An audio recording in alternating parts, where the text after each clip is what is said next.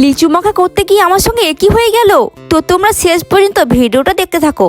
এই লিচুগুলো গাছের এখনো পাকেনি, অনেক টক ছিল, তাই জন্য ভাবলাম যখন পেরে এনেছি তখন কেননা লিচু মাখাগুলো আমি মেখে খাই। তাই জন্য লিচুগুলো সুন্দর করে ধুয়ে নিয়েছি, আর দেখো একটা একটা করে ছিলে নিচ্ছি।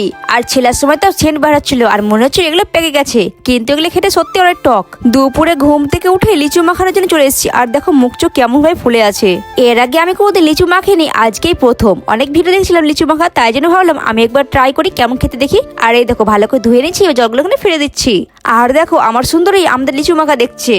এবার চলো লিচুর মধ্যে পরিমাণ মতো আমি নুন দিয়ে দিয়েছি, আর এবার আমি দিয়ে দিলাম লঙ্কা। এগুলো আমি কাগজে করে নিয়েছিলাম। এবার দেবো হজমুল্লা, কিন্তু কিসে কুটবো ভাবে পাচ্ছিলাম না, তাই জন্য দেখো নিচে রেখে একটা পাথর দিয়ে এগুলো কুটে নিলাম। এবার চলো এই হজমুলাটা আমি লিচুর উপর দিয়ে দিব। ওয়াও, এখন থেকে তো আমার জিভে জল আসছে। খেতে কেমন হবে কে জানে। এই দেখো হজমুলা দিয়েছি, এবার ভালো করে হাত দিয়ে মাখিয়ে নিচ্ছি। দেখে তো মনে হচ্ছে লিচুগুলো পেকে গেছে, কিন্তু পাকে নেই। কালকে এনেছিলাম তো এই জন্য সাদা রঙের হয়ে গেছে। আর এই দেখো আমার মাখা হয়ে গেছে, এবার টেস্ট করে দেখবো। বাপরে অনেক খাট্টা, কিন্তু খেতেও বেশ মজা ছিল। তোমাদের বাড়িতে লিচু গাছ থাকলে তোমরা একবার ট্রাই করে দেখতে পারো, এটা খেতে অনেক মজা। টাটা।